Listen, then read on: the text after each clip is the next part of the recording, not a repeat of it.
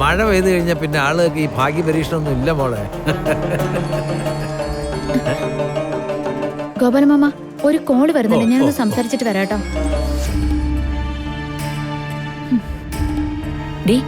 മീര എവിടെ? ഓ അതൊന്നും പറയണ്ട, അവൾ അവിടുത്തെ ജോലി കളഞ്ഞിട്ട് പോയി. അതെന്തു പറ്റി?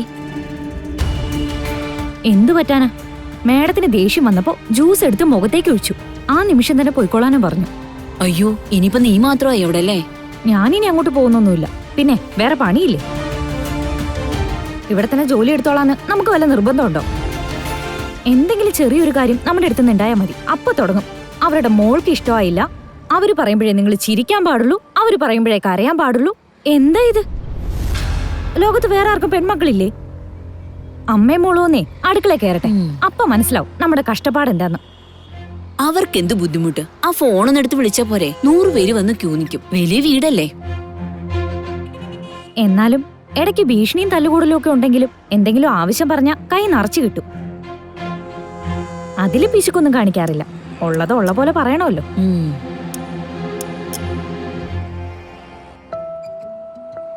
അതെ, ഒരു ലോട്ടറി എടുക്കട്ടെ? എന്റെ ടൈം നല്ല ബെസ്റ്റ് ടൈമാ ചേട്ടാ, ഉള്ള പണിയും കളഞ്ഞ് വീട്ടിൽ പോകാൻ നിൽക്കുക. ഒരു ലോട്ടറി ഒന്ന് പരീക്ഷിച്ചു നോക്ക്. ചേട്ടന് അത്രയ്ക്ക് നിർബന്ധമാണെങ്കിലേ ദേ ആ വീട്ടിലേക്കല്ലേ, അവിടെ ഒരു മേടം ഉണ്ട്, അവരുടെയൊക്കെ തലയിലേ ദൈവം ഭാഗ്യം മാത്രം എഴുതിയിരിക്കുന്നത്. അപ്പൊ അവർ ലോട്ടറി എടുത്താൽ എന്തായാലും അടിക്കും. ബസ് വരേണ്ട സമയം കഴിഞ്ഞല്ലോ, അതാ ഞാൻ ഇതുവരെ വന്നില്ലല്ലോ. ആ ഓക്കെ. മോളെ കൃഷ്ണ, ഇവിടെ അടുത്തൊരു വീട്ടിലൊരു ജോലിക്കാരി ആവശ്യമുണ്ട്. ഗോപാലമാമ ഇവിടെ നിൽക്കല്ലായിരുന്നോ? അപ്പോഴേക്ക് ഇതൊക്കെ എങ്ങനെ അറിഞ്ഞു? അവിടെ നിന്നിരുന്ന ഒരു ജോലിക്കാരി പറയുന്ന കേട്ടതാ, അവരവിടെ നിന്ന് ഇറങ്ങി പോവാന്ന്.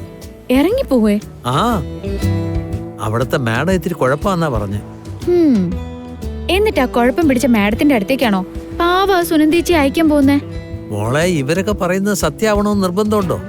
സുനന്ദയാവുമ്പോ അതൊക്കെ കണ്ടു ഒതുങ്ങി അങ്ങ് നിന്നോളും.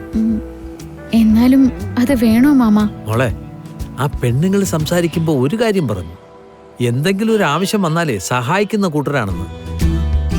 നമുക്കും അങ്ങനെ ഒരാളെയല്ലേ ആവശ്യം. ഗോപാലമാമൻ അതാ ചിന്തിച്ചേ. ആ, എന്തായാലും നമുക്ക് സുനന്ദേച്ചിയോട് പറഞ്ഞിട്ട് തീരുമാനിക്കാം. നമുക്ക് പോവാം. വാ മോള് വാ.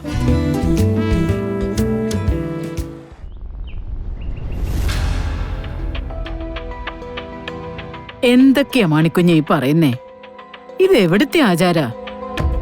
ആ, ഇതിന് ആചാരം എന്നല്ല പറയണ്ടേ, അഹങ്കാരം എന്നാ. കൊമ്പത്ത് പോയി പെണ്ണ് നോക്കി ഇതിന്റെ അഹങ്കാരം. അല്ല, ഇത് കേട്ട് കഴിഞ്ഞാ നാട്ടുകാരെന്താ പറയാ? എങ്കിൽ പിന്നെ എന്തിനാ തീയതി വെച്ചൊരു കല്യാണം? നാളെ മുതൽ ഇവിടെ കൊണ്ടുവന്നങ്ങ് നിർത്തിയാ പോരെ? എന്നോട് സാർ ഇത് ഇവിടെ ഒന്ന് പറയാൻ പറഞ്ഞു, ഞാൻ പറഞ്ഞു.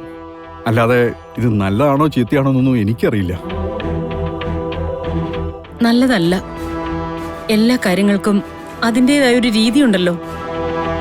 പരിഷ്കാരമൊക്കെ നല്ലതാ, പക്ഷേ അത് നമ്മുടെ തറവാടിനും കൂടി പറ്റുന്നതാവണം. നവീന്റെ വധുവായി വരുന്ന പെൺകുട്ടി ആ വീടിന്റെ പടി ചവിട്ടുന്ന നിമിഷം അവളുടെ ദിവസങ്ങൾ എണ്ണപ്പെട്ടു തുടങ്ങും.